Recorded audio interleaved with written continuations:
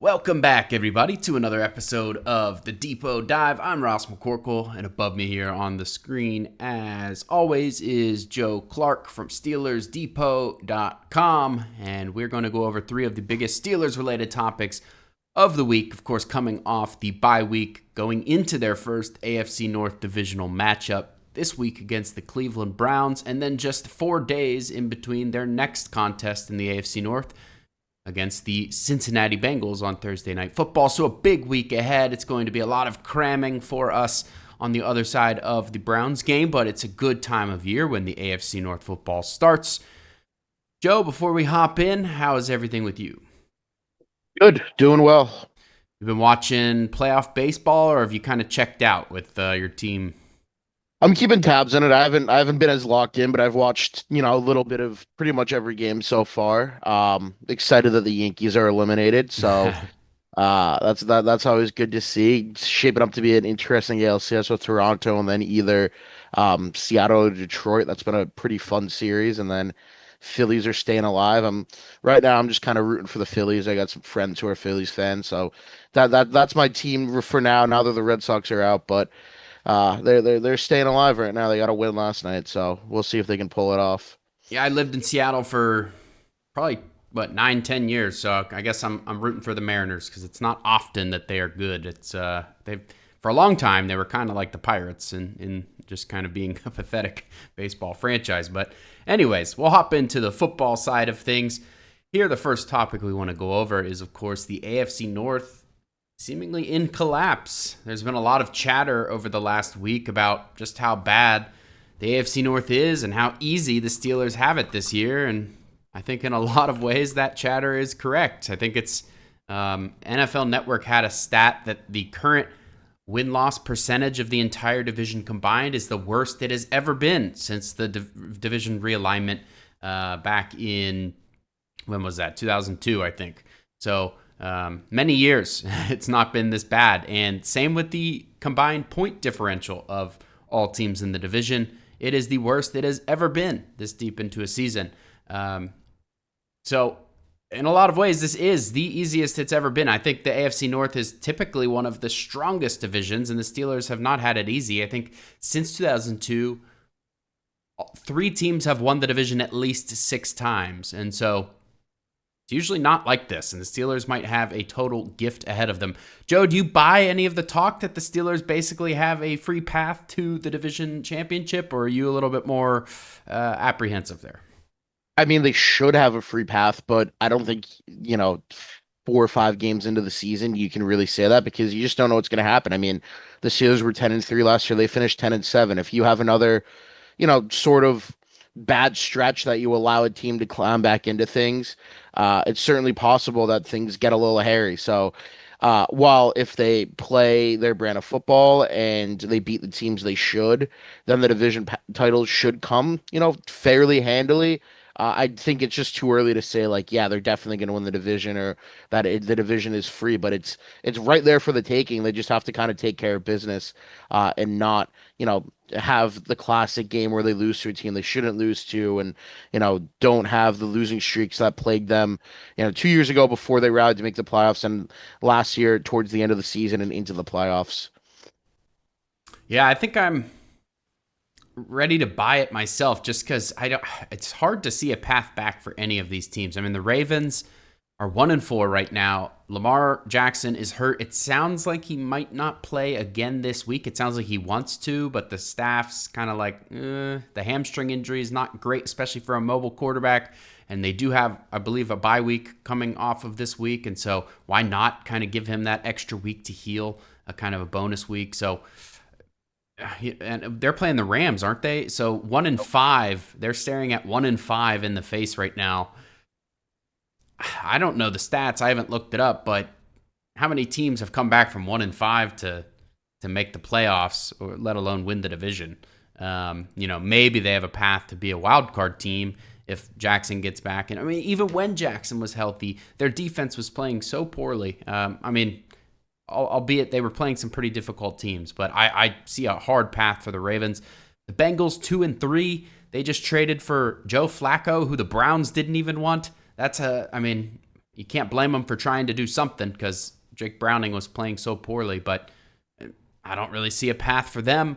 I mean, are the Browns the most dangerous team of the bunch right now? If Dylan Gabriel is actually playing good, that defense might be the most dangerous unit of any of those three teams at the moment. Yeah, no, I fully agree. The Browns defense has actually looked pretty good. I mean, they beat the Packers. They hung in the game. I think it was week one against the Bengals.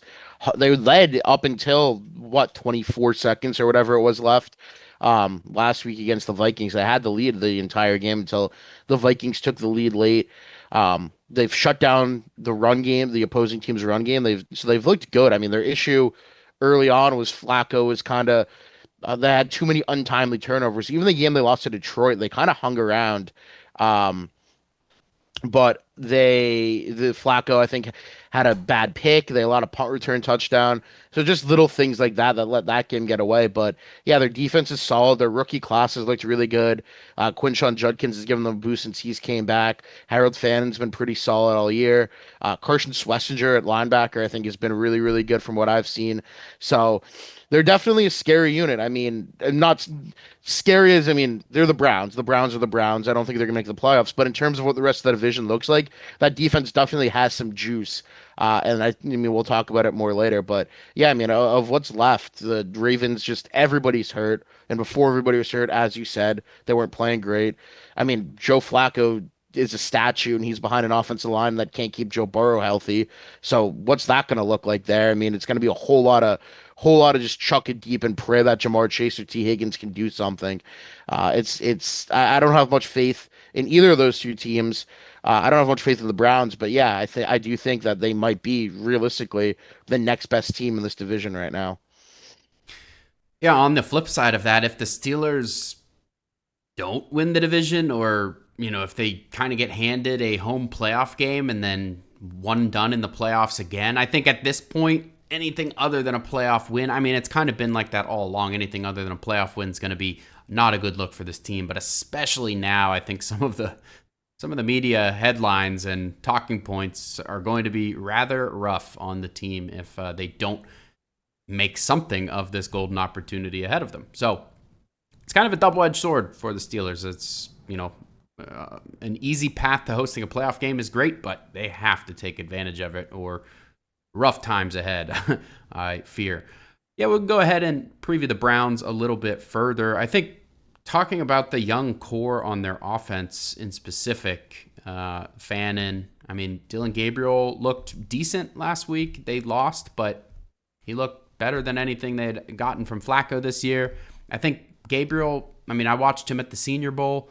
He was the most impressive quarterback to me there, just in terms of, well, the only issue with Gabriel really that I saw in Mobile was holding on to the ball too long. And actually, I didn't see a ton of that in this most recent game, his first NFL start. I mean, he was by far the most accurate passer at the Senior Bowl. And this is a guy who broke a lot of college records. I think he has, the most passing yards in college football history and the most touchdown. I mean, up there, definitely the most touchdowns. The passing yards is close.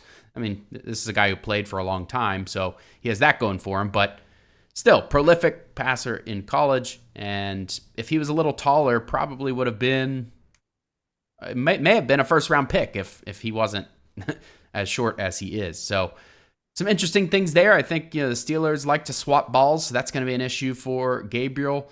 What concerns you most on their offense? I just don't really love the receiving corps, especially they're going to be down Cedric Tillman. Jerry Judy's I kind of think he's just a guy, honestly. Even without Jalen Ramsey, which should, I mean, it's a big loss, but I'm not too concerned about the Steelers' ability to match up with Cincinnati in the secondary. But you do look at Fannin and Njoku; those two could be problems. The Steelers have had problems covering tight ends, but as far as the pure receivers go, I'm not really too concerned about the Browns' receiving corps doing enough to be able to beat the Steelers. So to me, that's probably their weakest thing of the offense, but the run game's really gotten going since Judkins has taken on a bigger role. And as you said, Gabriel, I mean, he was fairly accurate last week. I thought he's a game manager, but he did a solid job managing the game. He didn't throw any interceptions, so something to watch. But as you said, the Steelers like to swap balls down. They're going to try to get after him. The Browns, DeJuan Jones is out for the season, so they have their offensive tackle situations kind of up in the air. They did trade for Cam Robinson, but it's a little uncertain. So I do think the Steelers are going to be able to get some pressure, going to be able to swat some balls. Um, but if they can go quick and get the ball out to Njoku and Finn, and that's really their path to victory. Just kind of some of that quick game stuff and getting those guys in space against Pittsburgh, who just hasn't had who's had a pretty tough time defending tight ends for the majority of the season. Yeah, tight ends is one of the biggest concerns to me. I think Judkins could be a concern. I mean, the Steelers seem to be turning the corner on their run defense, but I don't think anyone's fully convinced that those problems are gone, and they could definitely pop up again this week. Judkins has looked pretty solid. I'm a little. I like Judy a little bit more than you seem to. He had what almost I think 1,200 or 1,300 receiving yards last year. 90 receptions. This is a guy who didn't have the greatest quarterback situation for most of his career in Denver, and then last year came to Cleveland and looked pretty good. This year, how can you blame him? Flacco has looked terrible. So, maybe if Gabriel's any good, I think Judy could be a little bit more of a concern. But yes, absent Tillman and some other receiving threats, I think he might have a hard time, though. No Jalen Ramsey for the Steelers. We'll get into the injury stuff in a bit. But I think that's it on that side of the ball. Moving to the other side, the biggest story is going to be how is this offensive line going to hold up? Obviously, Myles Garrett. They've got Malik Collins. That defensive front in general is just really, really good. Broderick Jones is going to be a topic of discussion, whether good or bad, how he holds up against Garrett. Historically, it hasn't been that great for him. Joe, what did Broderick have to say? I think Tomlin also had some comments about that matchup. That matchup seems to be under the microscope this week. Yeah, Tomlin basically said Broderick knows what he has to do. He's not a dummy. Broderick gave a lot of praise for Garrett and said he thinks that 90% of the battle is just having the right mindset going in, knowing, feeling confident that you can get the job done. And I mean, he's not going to win every single rep. So if he loses a rep early, he can't get in his own head and kind of lose that mindset if he has it going in. Um, I mean, Arthur Smith said today, he goes, like, every team game plans for Myles Garrett, you put 2, 3 guys on him. He's like, there's nothing they haven't seen. There's nothing new you can throw at somebody like that. So it's going to be interesting to see. I mean, they're not going to leave Broderick on an island against him, I would hope and pray. Um, but I mean, we'll see how he holds up. It obviously hasn't been a great year for him. Myles Garrett has had a lot of success against the Steelers. I think he has 6 sacks in his last 3 games against Pittsburgh. Um, so we'll see if Broderick can hold up. I mean, he's saying all the right things, but he's been known to say all the right things and then fall flat on his face on Sunday. But yeah, that's definitely the key match of the game. I mean, Aaron Rodgers will get the ball quick, but if he keeps getting hit, and I mean, Garrett can still get home there. So it's going to be interesting because again, that's another factor that can really decide this game whether it's a comfortable Steelers win or if it's another heart attack deep into the fourth quarter. Yeah, and Rodgers getting the ball out quick might be more difficult. The Browns like to play, kind of match man coverage, and I think their trade, I don't know how ready he's going to be, but if you're asking, Tyson Campbell to go out there and just play, man coverage and not a lot of zone, I don't know how much he really needs to know of the defense if they're just asking him to cover, blanket somebody. And they, of course, have Denzel Ward on the other side. So, it might be a little bit harder for Rodgers to get the ball out quick if they're kind of pressing at the line of scrimmage. But I guess at that point, you just kind of hope somebody like a DK Metcalf can go over top. And I guess you might like those matchups. I don't know. They have pretty good corners and a pretty good pass rush as well. So it's going to be a challenge for the Steelers. And kind of worries me a little bit because they finally started to look good for the first time in week 4. Now they had the bye week. Is that going to disrupt the progress they made? Was it kind of a gimmick that they looked good because they were doing this weird jumbo thing with Spencer Anderson and Darnell Washington? Is that going to work again against this team now that, nobody's going to be caught off guard by that necessarily? So these are the questions in my head, at least for the moment. That segues us to the next topic, which is Spencer Anderson, how the team plans to use him. And really, I just want to talk in general about some different personnel options that the Steelers have at the moment, because I think there's some players coming back from injuries and players earning bigger roles that I wanted to talk about as well. But Joe, take it away on the latest with Spencer Anderson. Yeah, Spencer Anderson, he played as the extra tight end in Pittsburgh's jumbo package against the Vikings. Mike Tomlin said the Steelers are going to continue to go heavier against 4-3 teams, which will also mean more Darnell Washington. Players and coaches, since Sunday and even dating back to, before last week's start of the season have, kind of praised how athletic Spencer Anderson is. Aaron Rodgers said yesterday they'd love to throw a touchdown pass to him. Arthur Smith again kind of doubled down and talked about just how athletic Anderson is. So there could, Mike DeFabo, the Athletic, said there's a wrinkle in the game plan for Anderson or some wrinkles that you won't be able to talk about after the game. So it certainly sounds like the Steelers may be planning to get him involved, maybe, around the goal line, throw a touchdown to him or something like that. Um, it should be fun. They haven't done a good job disguising their plans if that is really in the cards, because it's basically been hinted at across the board. But, it would be fun. And I think we will. I mean, the Browns are a 4-3 front. And we'll see Anderson. We'll see, them give some help for Myles Garrett. And so plenty of usage for him as well. And then Darnell Washington. So then that kind of goes into Pat Freiermuth. Him and Jonnu Smith didn't play that much. Pat Freiermuth said he's trusting the personnel, he's trusting the game plan. So we'll see how much he plays against another 4-3 team this week in the Browns. But yeah, it definitely has not been the season I think a lot of us expected out of Pat Freiermuth thus far. And he barely played and he didn't get targeted in week 4. Yeah, it is interesting to hear them kind of tip their hand, but like you said, it's been coming from every direction. Spencer Anderson said he'd love to catch one. Rodgers, mentioned it. Arthur Smith mentioned it. They keep talking about how twitchy of an athlete he is. It just seems, I don't know. I'm almost at this point like, are they good? Why would they talk about it so much if they plan on doing it? Maybe it's one of those things trying to force the other to. I don't know. I guess. They must be confident in it if they plan on using it, because, at this point, the cat is out of the bag. In terms of what it's doing to the offense in general, with more Darnell Washington on the field, I think Jeremy Fowler at ESPN did like a bye-week file on teams that were on bye and kind of what they were talking about, in each building. And in Pittsburgh, one of the main takeaways that Fowler had was that it's becoming increasingly difficult to keep a guy like Darnell Washington off the field. And so I think we can expect more of him in general, even out of the jumbo package. I think, did he have 4 receptions in week 4 there? He definitely had more than. I think he had 3. Let me double check.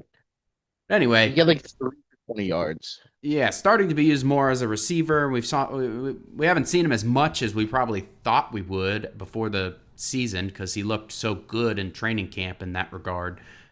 You heard so much about him, catching passes over the middle and catching deep balls and catching 50-50 jump balls in the end zone. And we saw some of that on 2-point conversion, but I think there's still a lot of meat left on that bone, if you will, for Darnell Washington and getting him more involved in the passing game. And so if they plan on continuing down that route, even with or without Spencer Anderson on the field, what does that mean for a guy like Pat Freiermuth, for a guy like Jonnu Smith? I think it's been talked about a lot this week, but Joe, any insight there?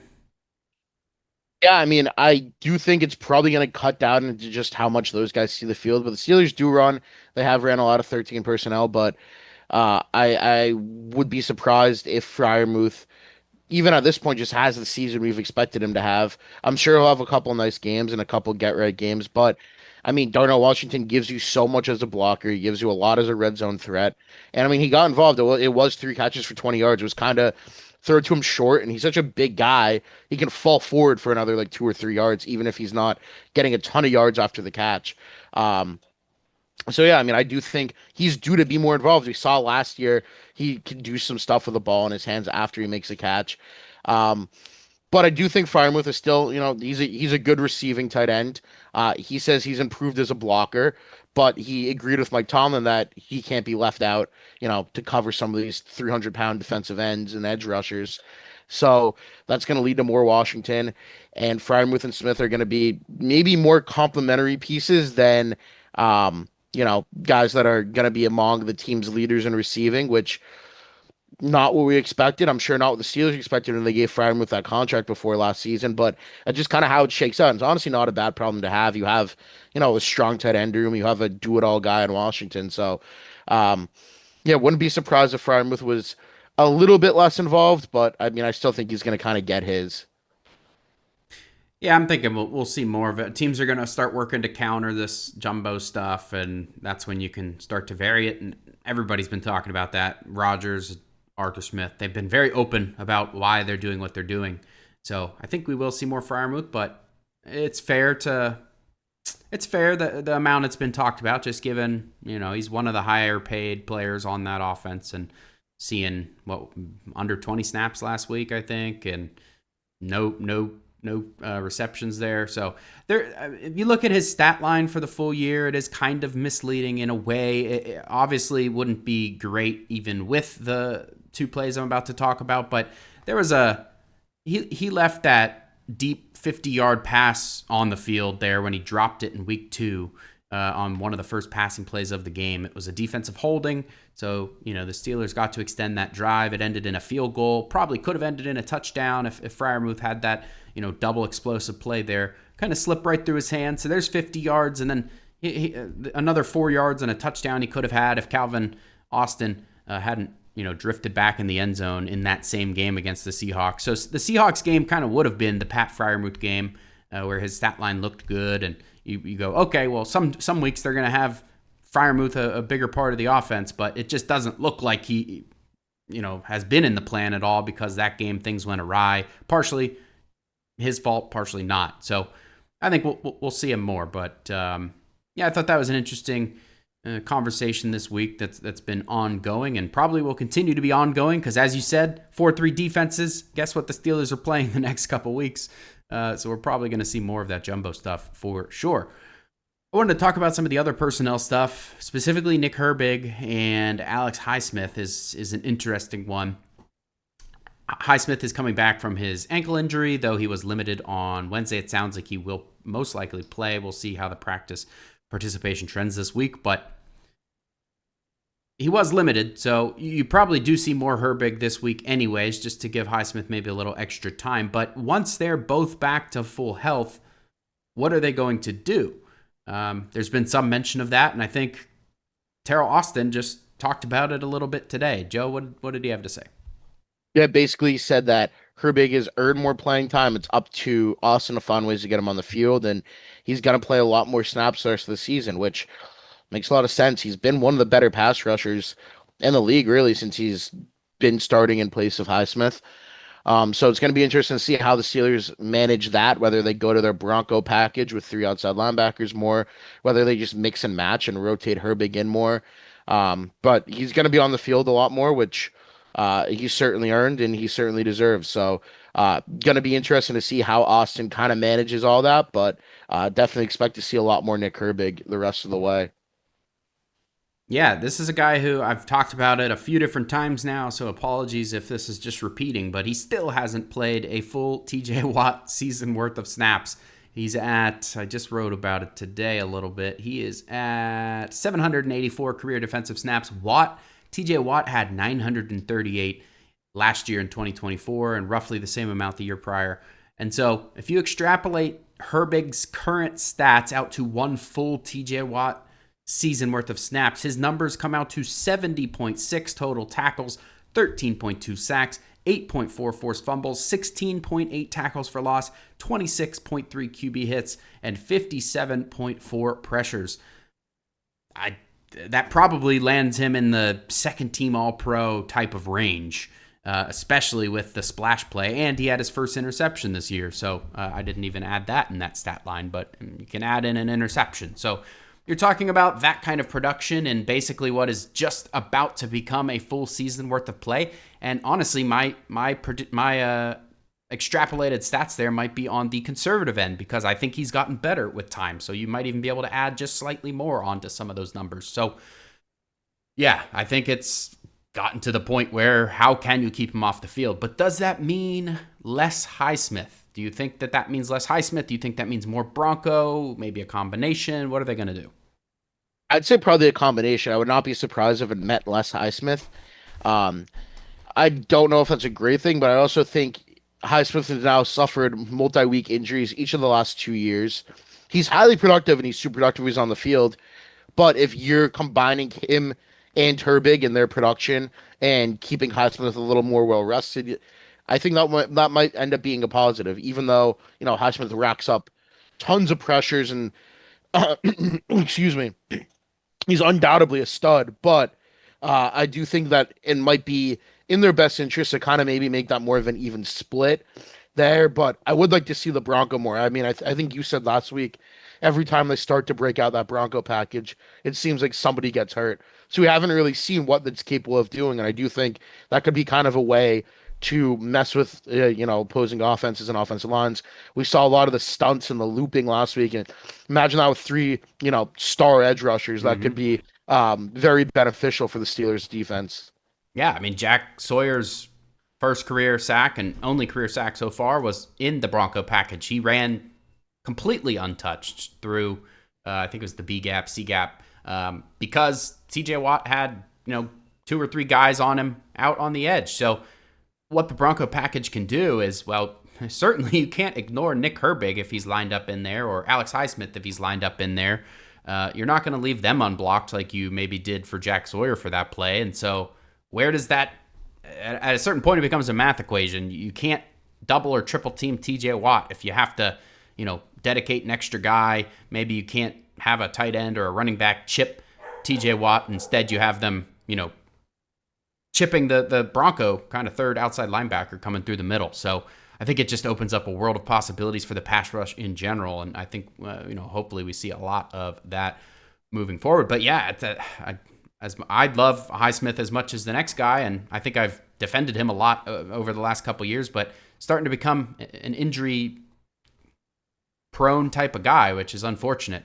His pressure and pass rush success, like the, I guess, advanced PFF type analytics for pass rush stuff, he's been elite when he's healthy. But, Herbig, you can't ignore it at this point. So we're going to move on to the injuries for both sides. We've kind of hinted at some of it, but Joe, if you want to go ahead and start. Yeah, so for the Steelers, two big ones, Jalen Ramsey and Calvin Austin III did not practice yesterday after getting hurt against the Vikings. I know initially that was reported to be an injury that could cause him to miss several games. It seems like Calvin Austin could return maybe on Thursday, but that seems a little unlikely. I mean, either have been ruled out for Sunday, but it doesn't seem like either are going to play. Jalen Ramsey hasn't been ruled out, but Terrell Austin basically ruled him out because he was talking about what the Steelers are going to do defensively without him. So that's a very strong indication that he will not be out there on Sunday. On the bright side, as we talked about, Alex Highsmith likely to be back, Jalen Warren, who missed week 4, likely to be back, and Joey Porter Jr. likely to be back, which is good news, especially with Ramsey out. On the Browns front, I mean, outside of guys that have suffered season-ending injuries like DeJuan Jones, they're a fairly healthy bunch. The only player who did not practice for them on Wednesday was Shelby Harris, and it was not injury-related, but then it was also knee and rest. I love the not injury-related designation and then listing a body part that's injured, but Right. obviously, he's an older guy, so probably just something that, he woke up with a creaky knee, but it's not injury related. He's expected to play. Um, they had 7 guys who were limited, or 8 guys who were limited. One of them was Greg Newsome. But he's in Jacksonville now, obviously, after he got traded for Tyson Campbell. So 7 players limited, but I don't think there's any real risk of any of them not playing. The big names there would be Denzel Ward with a hip, Myles Garrett an ankle, and then Joel Bitonio and Malik Collins, both not injury related rest. And then David Njoku and Grant Delpit practiced in full. So fairly healthy group. Nothing really major to note there on the Cleveland front, and good that the Steelers are at least getting a little bit healthier. But Ramsey and Austin are certainly both going to be losses. It'll be interesting to see who steps up in that other wide receiver two, maybe wide receiver three stead with Austin out. Mike Tomlin said it's probably going to be Roman Wilson or Scotty Miller who get increased opportunities. And for Roman Wilson, like might be one of his last opportunities, at least this season, to really prove that he can be a contributor for the team this year. So, going to be interesting to see how that all shakes itself out. No doubt. You look at Roman Wilson's snap counts over this first 4 games so far compared to Scotty Miller and Ben Skoranek. You have Roman Wilson's actually in the lead, 44 for him and 35 apiece for the other two. But in week 4, after Calvin Austin went down, you had, Skoranek played 8 snaps after Austin went down, and Miller played 12 to Wilson playing just 2. And so does that tell you, more of an indication of what's going to happen moving forward? I think Skoranek's increased snaps probably has to do with the Steelers having a, pretty healthy lead with 10 minutes to go in that game, and they were kind of trying to run their jumbo thing and just bleed down the clock. He's more of a blocker, and so, I don't necessarily read as much into Skoranek's situation. That was more game plan specific, but, looking at the Miller to Roman Wilson breakdown, that has my attention. And Roman Wilson's really only ahead 44-35 to Scotty Miller so far this year because he had 22 in week 2 against the Seahawks, and he didn't do a ton with it. He had the one catch. I haven't gone back and broken down all of his routes run or anything like that, but 22 snaps and only one catch and all that is maybe an indication of maybe they didn't love what they saw that game, and that's kind of why he's been trending in the wrong direction ever since. So that is an interesting conversation. If he doesn't play, then gosh, I don't know when they're going to get him involved. He's more just an insurance policy at that point, which is a shame because I was hoping to see more of him this year. But I think that's it for the injury section here. We're going to move into our listener question, 412-254-3145. If you want to have a question answered on a future episode, that number is also going to be in the show notes if I spoke too fast. Or if you're watching on YouTube, it's at the bottom of the screen. Again, 412-254-3145. This one from our good friend Brett in San Angelo. Hello, Depot Dive. This is Brett from San Angelo. And my question for you is, I guess my statement to begin with is, I think we're going to figure out what the Steelers think about Howard as a quarterback this week. To me, it seems like you have a choice. You can open Howard's window, activate him to be the third quarterback for this game coming up, week 5. He should be more than healthy. If they don't, then that would suggest that they're planning to wait for Skylar Thompson, open his window, have him become the third quarterback, and likely not carry Howard on IR all year as essentially a redshirt year. Love to hear your thoughts, and if you're putting on your tinfoil hat, which one of those two things is going to happen? I'll shut up and listen to the answer. All right, thank you for the question, Brett. As always, this one about the backup quarterbacks, and I'm not talking about Mason Rudolph. We're talking about the 2 guys on IR and which one's going to come off IR. And Brett kind of wondering, is the fact that they haven't called Howard back up maybe an indication that they're waiting for Thompson? Joe, do you have an opinion either way there? Yeah, I don't necessarily know if there's a correlation yet at this point. I mean, we don't really know the severity of Thompson's injury. I know Jerry Dulac had reported that Howard's expected to come off IR before Thompson. So even that whether they open up his window, the end of this week or next week, I do think we'll probably see him before Thompson at this point. But it is an open question as to when that's going to happen. Yeah, and I mean, the Steelers do like to have an emergency third, and they haven't have they at all this year? I guess, did they They're in the week 1. First game they had, Thompson, but they haven't since, and so you'd think that one of them will be called up soon. I think we heard Tom Arth talk about Howard. We talked about this a little bit last week, but Arth talked about Howard looking great, the best he's looked, etc., and it seems like he's pretty close to coming back. So maybe we do see that on Saturday. The Steelers still have a open roster spot, if I'm not mistaken, right? Yeah, I think so. Yeah, they haven't. They made practice squad moves, but Yep. they haven't filled that. I think we're at day 19 of having 52 people on the roster. I don't know what the heck's going on there. At a certain point, did they just forget? I don't know, but that is probably who they're going. They're probably going to activate. If I had to guess, they're going to activate Howard. I guess the wild card there would be Corey Trice, but we haven't heard anything about him, have we? No. Yeah, so I guess that could be the wild card, but at this point, we've heard more about Howard, so maybe that is what happens on Saturday with that open roster spot. Thank you for the question, Brett. As always, again, 412-254-3145. We would love to answer your question in a future episode. Just tell us your name, where you're from, and a brief question, and you will probably get that answered next episode. Thank you for listening and tuning in. I'm Ross. That is Joe, and we will catch you guys next time. Probably, Joe, when are we going to do the show? Probably Tuesday or Wednesday, I would guess. Yeah, Thursday game's going to move the schedule, so get those questions in early. Thank you, guys.